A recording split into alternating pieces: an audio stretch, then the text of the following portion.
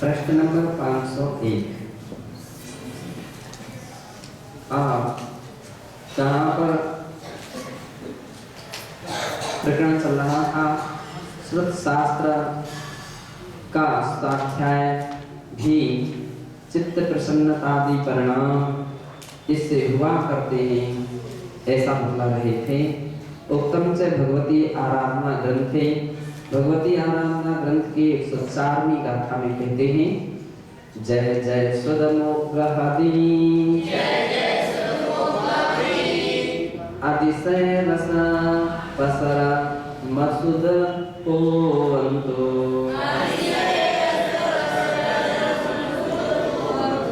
तह तह पल्हा विचरी नव नव संवेग सद्धाई।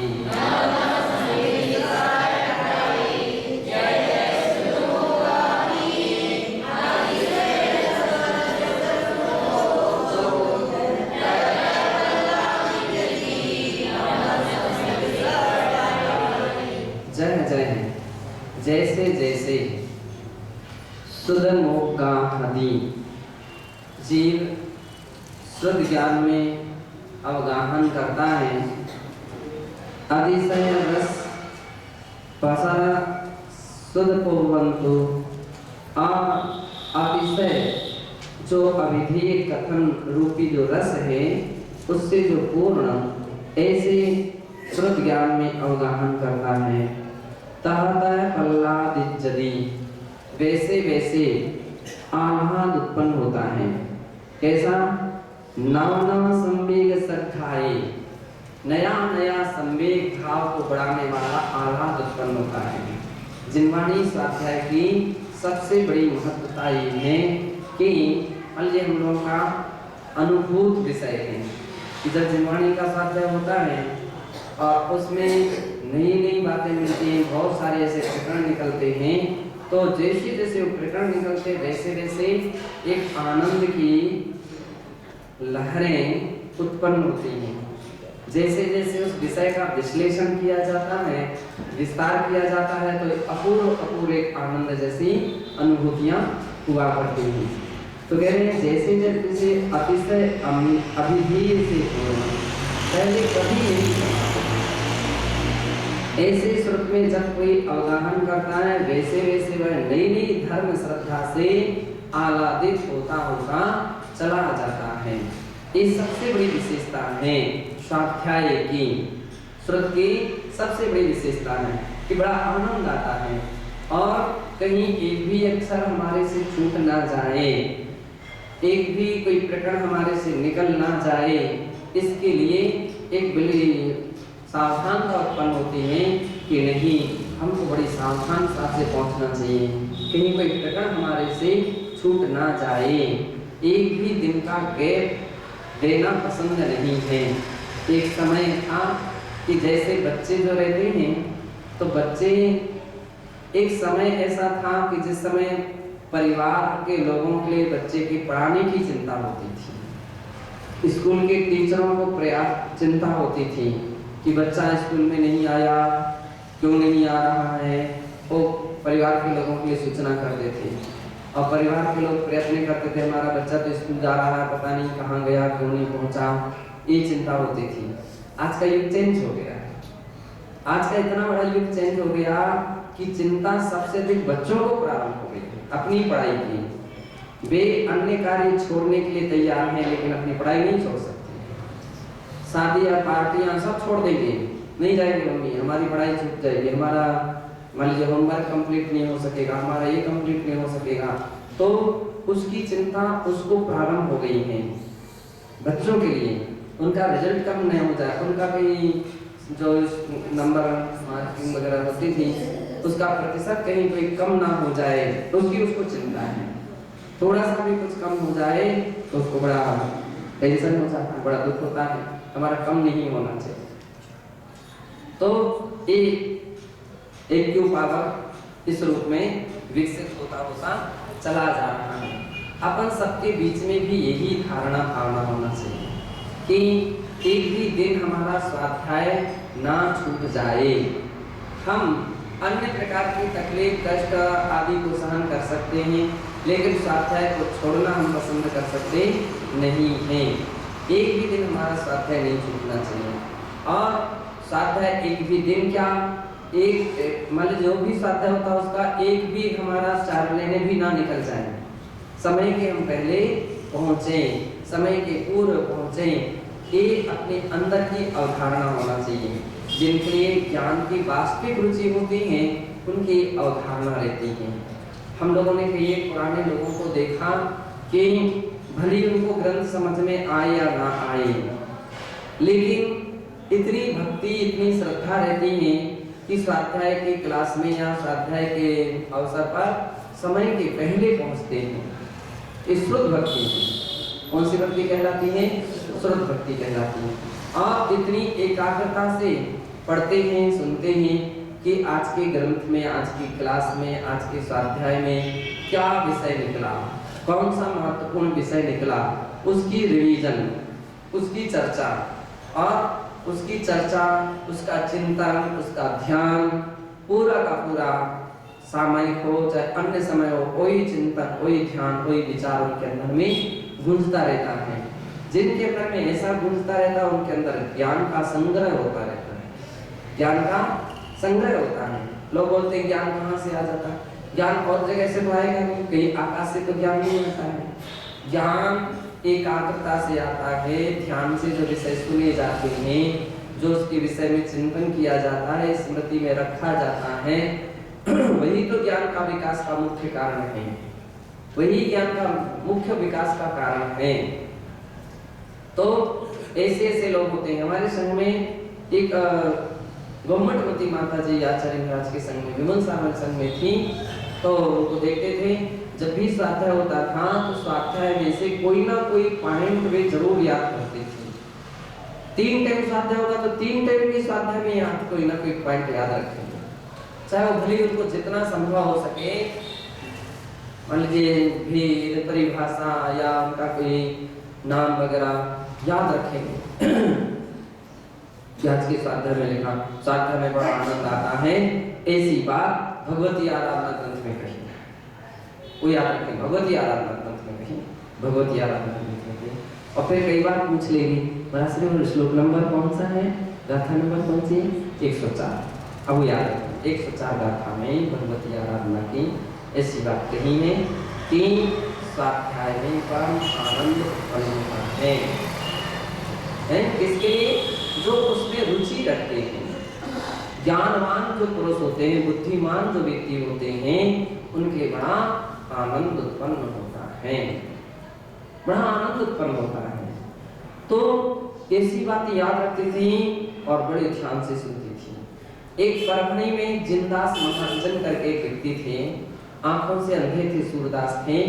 स्वाध्याय में कितनी सावधानता से बैठते थे प्रवचन सभा में कि उनको नींद आ जाए तो वे अपने तमाचे लगाते थे अपने गाल में, जोर जोर से चट पट, है ना। एक दिन मेरा प्रवचन चल रहा था, बस बीच प्रवचन में उठे, चट पट अपने हाथ से अपने लगाए और गिरे, उठे, गिरे।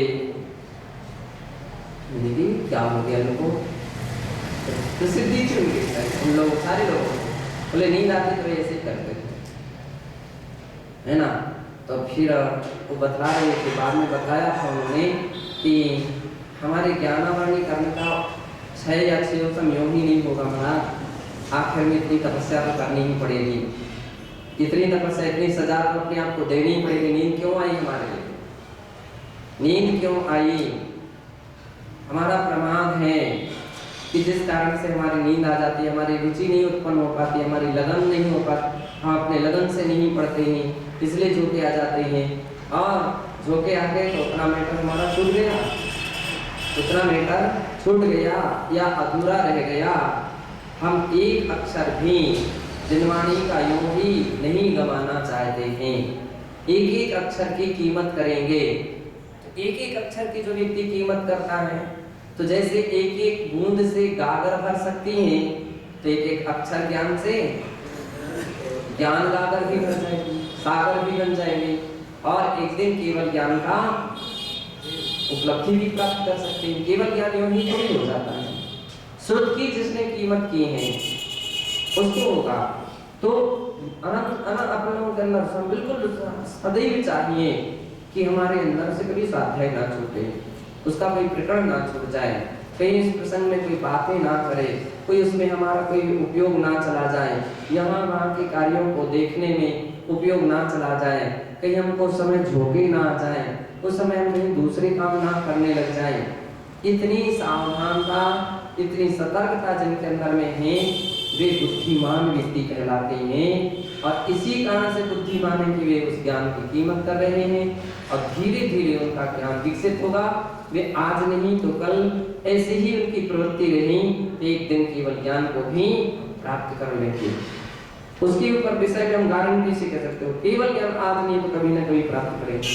लेकिन जो प्रमाद करते चले जा रहे हैं, आज नहीं आएंगे, आज तकलीफ है, आज अमुक है, आज इस प्रकार का ये काम करना है, वो काम करना है, आज हमारे लिए सिर दर्द कर रहा है, कहीं अब चले तो जा रहे हैं, अब मंगलाचरण तो अभी मंगलीचरण तो चल रहा है, चलने दो, अभी थोड़ी सा अध्ययन शुरू हुआ, थोड़ी सी और बात पूरी करके चले जाएंगे, ये काम पूरा करके चले जाएंगे। ऐसी प्रमाद जिनका जो कहा गया तो हम क्या कर सकते हैं, ऐसे जिनके अंदर में प्रमाद है, हम ये भी कह सकते हैं कि पहली बात तो उनको केवल ज्ञान होगा ही नहीं, और यदि होगा ही तो बहुत विलंब लगेगा उनको। दूर केवल ज्ञान है, जैसे बोलो ना निकट भव्य होते हैं, दूर आने दुर्लभ, उनके लिए तो मोक्ष जाना या केवल ज्ञान पाना बहुत दूर की बात है। क्यों?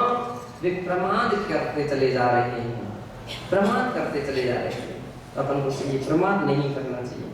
दूसरी बात ये है ज्ञान का स्वाध्याय की क्लास की बहुत विषय आते हैं, प्रकरण आते हैं, तो कितने लोगों के लिए बड़ी खुशी होती है, बड़ा हर्ष होता है, हाँ स्वाध्याय जरूर होना चाहिए, महाराज की स्वाध्याय जरूर ले लीजिए। और कुछ लोग ऐसे भी हो सकते हैं जिनका सिर दर्द करने लगता है स्वाध्याय के नाम से, बातें करने के लिए बैठा दीजिए, कोई परेशानी नहीं, स्वाध्याय अच्छा ठीक है। तो स्वाध्याय यानी जबरदस्ती की सौदा हो गई, उनके लिए बड़ी परेशानी हो गई है। तो ऐसे व्यक्तियों के लिए कैसे ज्ञान हो सकता है, कैसे शुद्ध ज्ञान होगा, कैसे केवल ज्ञान होगा? तो इस बात के लिए चाहिए सावधान होना चाहिए ज्ञान के विषय में। और जब सावधान होते हैं तो कुछ भी होगा उस मौके पर निद्रा नहीं आएगी। निद्रा किसको आती है? जिसकी पकड़ सही नहीं होती, जिसका लक्ष्य सही नहीं रहता है, उसको नींद आने लगती है, आराम से जो बैठता है। और जो सावधानता से बैठता नहीं, ये विषय हमारा छूट ना जाए, याद रखता है, उसको नींद नहीं आती। नींद क्या हो जाती है उसकी? आती भी होगी तो भी समाप्त हो जाएगी। तो बतला रहे हैं कि इस प्रकार के जह शुद्ध मोह का अधिशय सपर रस शुद्ध कुबंतु तहत पल्लादिजदी नवनव संवेग सखाए। और सबसे बड़ा आनंद उत्पन्न हो रहा है। आनंद कैसा? संवेग को बढ़ाने वाला आनंद उत्पन्न हो। संवेग यानी क्या? तो संवेग का अर्थ दिया है कि नए प्रकार के धर्म, जगत का स्वभाव हुआ संवेग का वैराग्यार्थ, जगत का स्वभाव का चिंतन संवेग भाव को बढ़ाता है। अथवा धम्मो धम्मे फलम्ये हर्षो भाव होई संवेग। धर्म और धर्म के फलों में जो आनंद उत्पन्न होता है, खुशी होती है, ये संवेग भाव है। आनंद आता है, बड़ी रुचि होती है।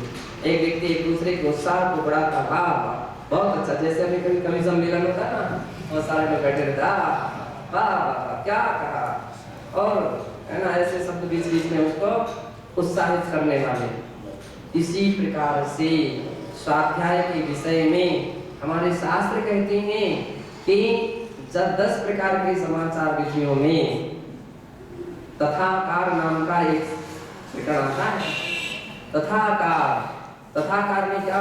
वाह क्या बात कही गई, कितनी ऊंची बात कही गई, कितनी अच्छी बात कही गई, धन्य है। ऐसे अंदर के भाव गूंजते हैं। जिसके अंदर में वो तथाकार कहलाता है। बहुत सही कहा, बहुत बहुत अच्छी बात, बहुत अच्छी बात। ऐसे विचार उत्पन्न होने लगते हैं अपने अंदर में, आनंद जब उत्पन्न होता है, खुशी होती, तो ऐसे भाव उमड़ने लगते हैं। आज की बात कितनी ऊंची बात कही थी, आज की बात कितनी अच्छी बात स्वाध्याय में निकली। धन्य आचार्यों के लिए, धन्य जिनवाणी के लिए कि जो आत्म कल्याण के लिए इतनी ऊंची ऊंची विचार चिंतन जिससे प्राप्त होते हैं। अभी संवेग भाव है, श्रद्धा को निर्मल करने वाला, धर्म के विषय में रुचि और उसके अंदर में प्रगाढ़ता उत्पन्न करने वाली भूमिका रहती है संवेग भाव। संवेग भाव होना चाहिए। कई बार हम देखते हैं कुछ लोग, बहुत कुछ ऐसे लोग रहते हैं, इतने स्वाध्याय चलते हैं किसी के मुख से, लेकिन स्वाध्याय की एक भी बात सुनाई नहीं पड़ पाती है कि भैया आपने आज क्या स्वाध्याय किया, कहीं सुनाई नहीं पड़ती, कहीं उनका रिवीजन ही नहीं होता है। एक दिन क्या महीनों महीनों निकल जाते, कभी मुख से नहीं मालूम चल पाता कि इन्होंने आज के स्वाध्याय में या कल के स्वाध्याय में, महीने भर के स्वाध्याय में कौन सी बात अच्छी पढ़ी है, सुनी है। रोज रोज प्रवचन सुनते हो आप, कभी भी सुनते हो, कौन सी किसी के मुख से ऐसा निकलता हो कि अमुक बात आज के प्रवचन में हमें बड़ी अच्छी लगी, ये बात हमने बड़े ध्यान से सुनी है, हमको ये बात बहुत अच्छी समझ में आई है। बहुत कम देखते होते हैं। क्यों? क्योंकि एकाग्रता नहीं रहती है, निर्मलता नहीं रहती है, आत्मविशुद्धि नहीं रहती है, उपयोग अन्य कार्यों में बटा रहता है, तो लाभ कुछ नहीं हो पाता है। और जिनके अंदर में एकाग्रता रहती है, उपयोग स्थिर रहता है, पकड़ आती है, और जैसे जैसे ज्ञान की पकड़ होती है वैसे वैसे आनंद आता है और जीवनचर्या में, व्यवहारिकता में परिवर्तन भी आता है। किंच स्वाध्यायस्तपोपि वर्तते, स्वाध्याय में तप भी होता है। अतः तीन संवर निजरी से भवतः, इसलिए तप संवर निजरा का कारण भी होता है। उत्तम से भगवती आराधना ग्रंथ है, भगवती आराधना ग्रंथ की गाथा 103 और 106 में कहा है, सच्चायम कुर्वन्तो पंचिन्द्रिये संवरोति गोतोया अवदीयते यज्ञमनो गुणेन समाहितो भिक्खु।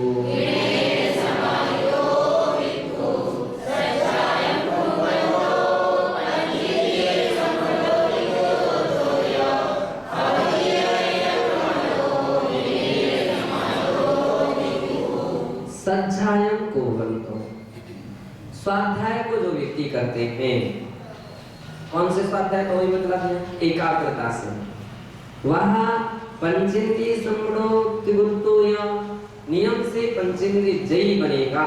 कौन बनेगा पंचेंद्रिय जयी हो सकता है? जो स्वाध्यायशील है, जिसका मन स्वाध्याय में लगा है, उसका मन गलत कार्यों में नहीं जा सकता है।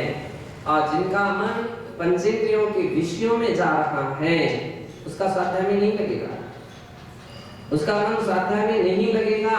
और स्वाध्याय में मन नहीं लग रहा है, तभी उसका पंचेंद्रियों के विषयों में मन जा रहा है, पंचेंद्रियों के विषयों में मन जा रहा है। इंद्रियां उसके बस में नहीं हो सकती, इंद्रियों में विकृतियां आएंगी, विकार उत्पन्न होंगे, और वो निर्विकार स्वरूप को क्या प्राप्त कर सकता है?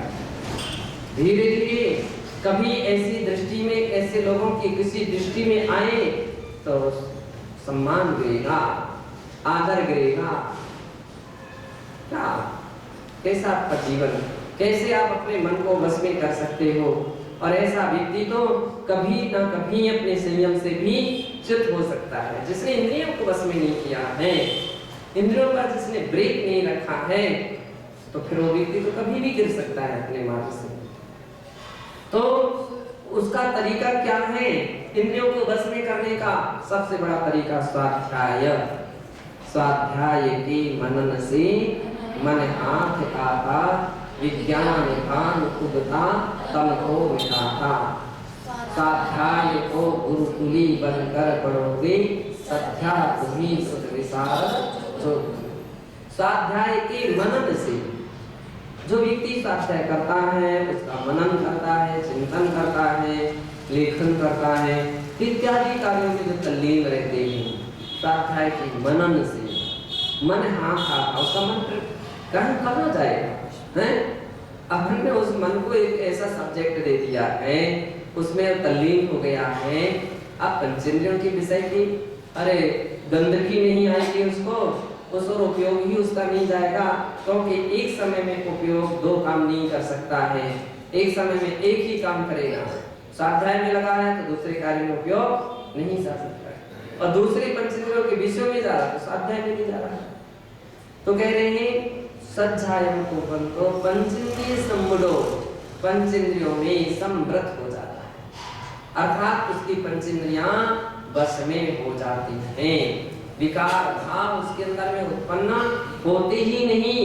जागृत में तो ठीक है, स्वप्न में भी उसके अंदर में विकार भाव उत्पन्न नहीं होते हैं, विकृतियां नहीं रहती हैं। और तीन गुप्तियों का सहज पालन हो जाता है। स्वाध्याय करने वाला व्यक्ति तीन गुप्तियों का, मनोगुप्ति, वचन गुप्ति, काय गुप्ति, स्वाध्याय कर रहे हैं ना, तो स्वाध्याय तो बैठ करके किया जाता है, बैठ करके किया जाता है, लेट करके तो नहीं किया जा सकता है, लेटे लेटे तो नहीं पढ़ा जा सकता है शास्त्र, तो बैठ करके किया जा रहा है। काय गुप्ति है, उस समय कोई भी अन्य प्रकार की कुचेष्टाएं नहीं होंगी, काय गुप्ति का पालन होगा। कितनी बार ऐसे भी लोग रहते हैं स्थिर आसन से स्वाध्याय करते, एक आसन लगा लिया बस, अब जब तक स्वाध्याय चलेगा उसी आसन से स्वाध्याय चलेगा, काय गुप्ति का पालन हो जाता है।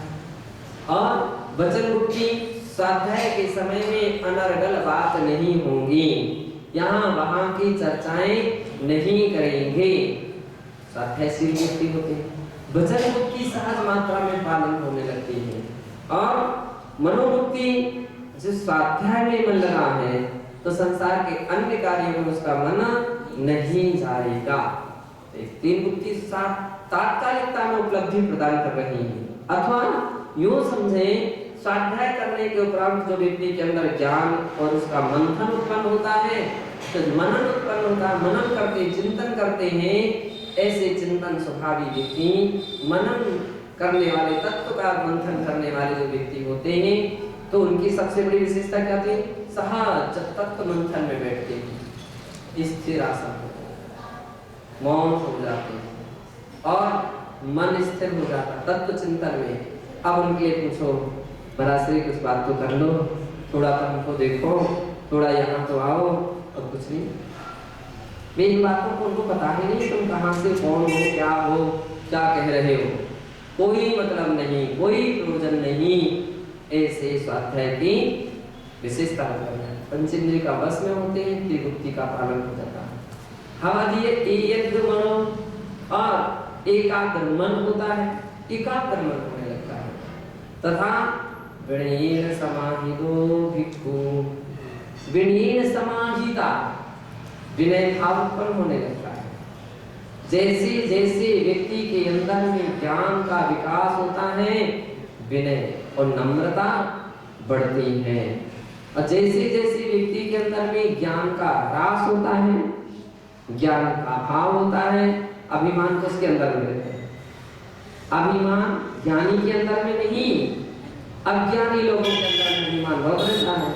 कुछ लोग केवल इतना ही देख कर, इसने नमस्कार किया, इसने नहीं किया, ये हमारे आगे बैठ गया, ये हमारे बगल में बैठ गया, इसने हमको धक्का दे दिया, इसने हमको ऐसा कर दिया, बस इसी में उपयोग है अभिमान। तो पहले तो मतलब तुम कितना करते हो, कैसा करते हो, ईश्वर भी तो क्या करते हो, तुम भी अपने वरिष्ठ, अपने बड़े लोगों का कितना विनय आदर सम्मान करते हो। तो पाने के पहले करके दिखाना चाहिए।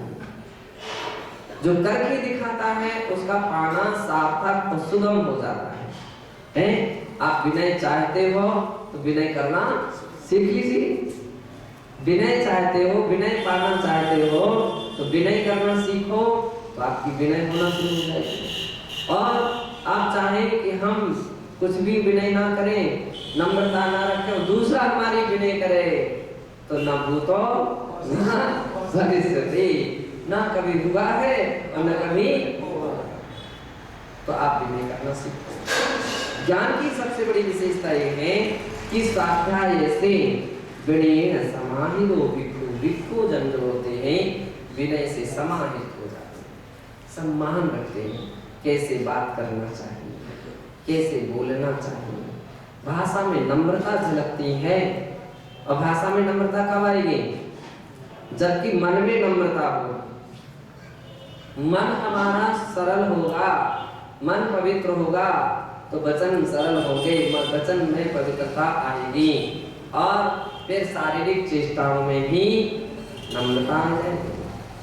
ये विनय भाव और बिल्कुल सत्य है, जैसे जैसे व्यक्ति का ज्ञान विकसित होगा उसके अंदर में नम्रता आएगी।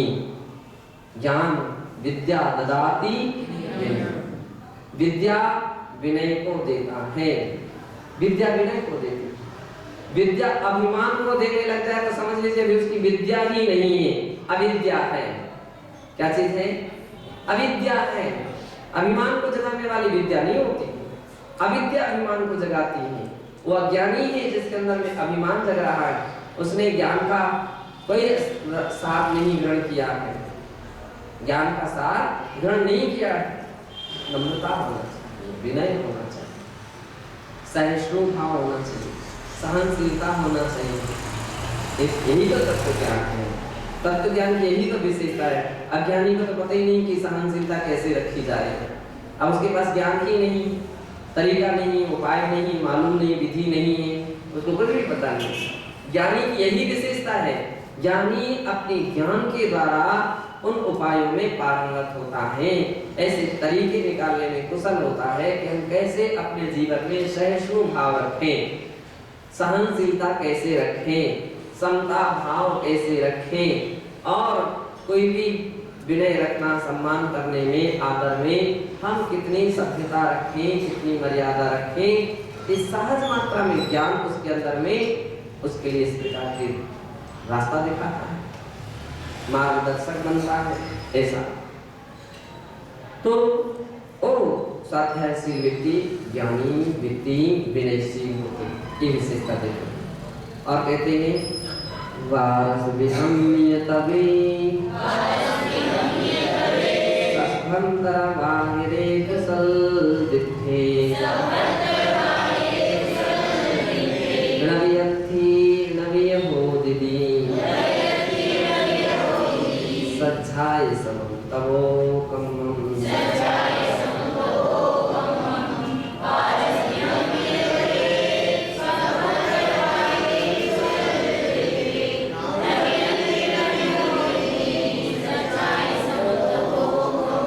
वारस विहम्य तवे सभंतर वाहिरे कुशल दित्थे, कह रहे हैं कि बाह्य और आभ्यंतर जो प्रकार के तप हैं, उन तपों में 12 प्रकार के जो तप हैं उनमें क्या अभ्यंतर बाह्य कुशल दित्थे, आभ्यंतर और बाह्य के भेद वाले सर्वज्ञ देव के द्वारा उपदिष्ट आभ्यंतर बाह्य भेद वाले तप में के अंतर्गत सच्चाई समम, कह रहे हैं स्वाध्याय के समान, णवि अथि णवि मोहिनी सच्चाई समम तवो कम्मम, स्वाध्याय के समान तप ना है और ना होगा।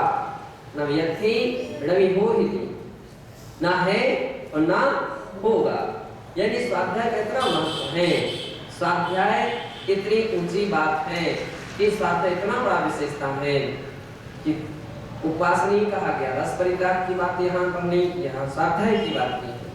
स्वाध्याय के समान तप ना है और ना होगा। सोच लीजिए स्वाध्याय कितनी कीमत है। धवला ग्रंथे, धवला ग्रंथ से जिनागम स्वाध्यायिनाम कर्म निर्जरा स्पष्टम प्रतिपादिता।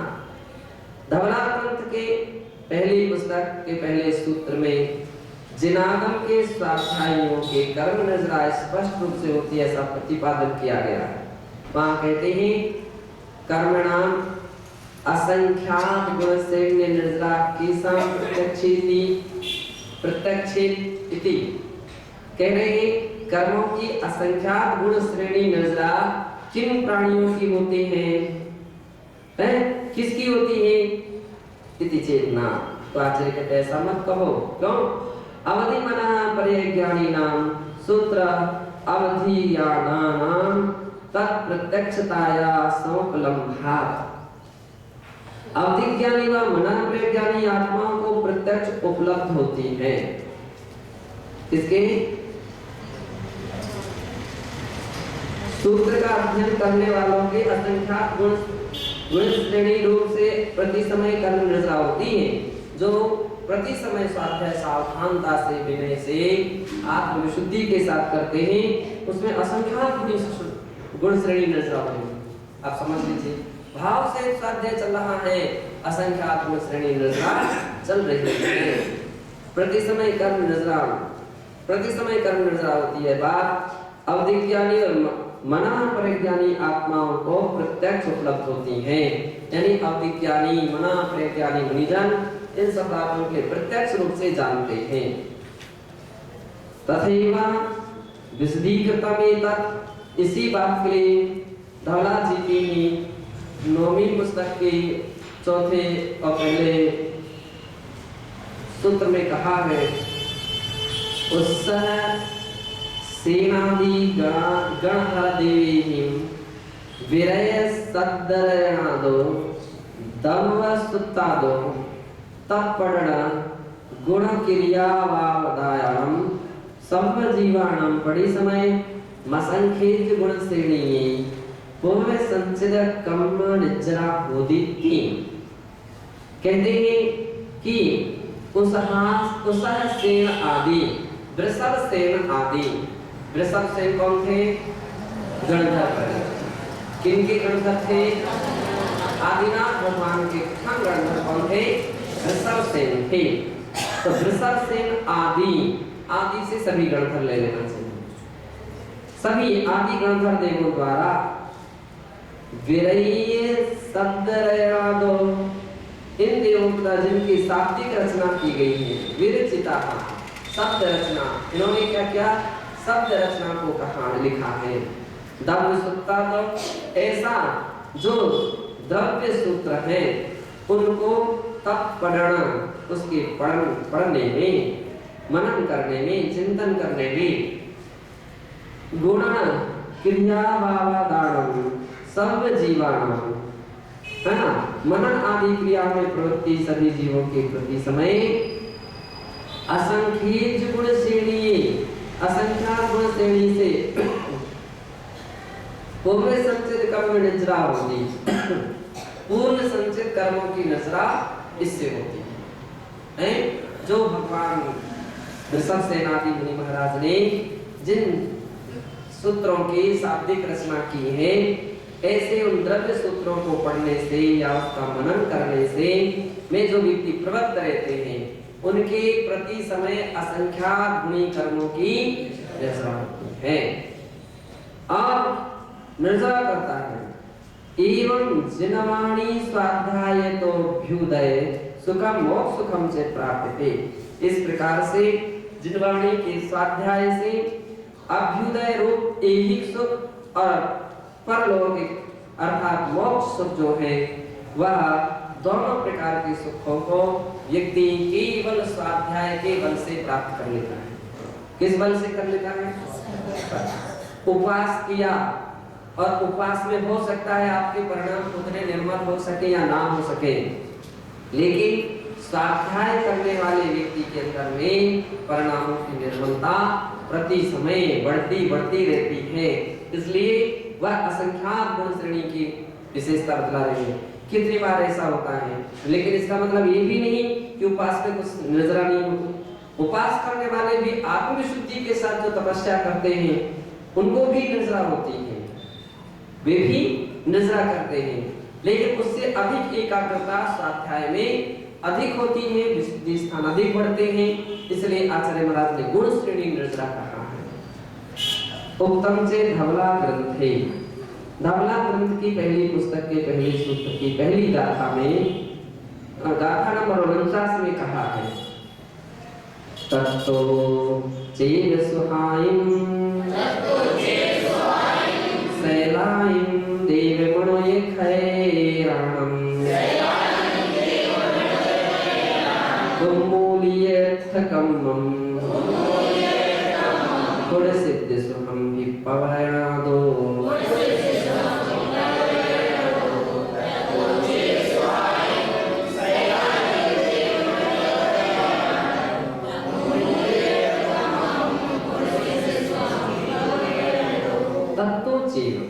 उससे ही, किससे? प्रकरण स्वाध्याय का चलना, स्वाध्याय से ही शैलायं देवमणये खैराणं, अर्थात देव शैलाणं, देवों के सभी सुख, और मनोमय, मनुष्यों के सभी सुख, और खैरा, खचरा अर्थात विद्याधरों के सभी प्रकार के सुख केवल स्वाध्याय करने वाले व्यक्ति प्राप्त कर लेते हैं। उन्मूल्य अर्थकम्मम, और उस स्वाध्याय के द्वारा जो अर्थकम्मम 8 कर्मों को नष्ट करके सिद्ध स्वहम की परिणाम दो, उस प्रवचन के स्वाध्याय से 8 कर्मों का क्षय करके जीव सिद्ध सुखम, सिद्ध सुख को भी प्राप्त कर लेता है। इसलिए हमको चाहिए कि ऐसे शास्त्रों का, ग्रंथों का अहर्निश भाव सहित और बड़ी आत्मशुद्धि के साथ स्वाध्याय निरंतर करते रहना चाहिए।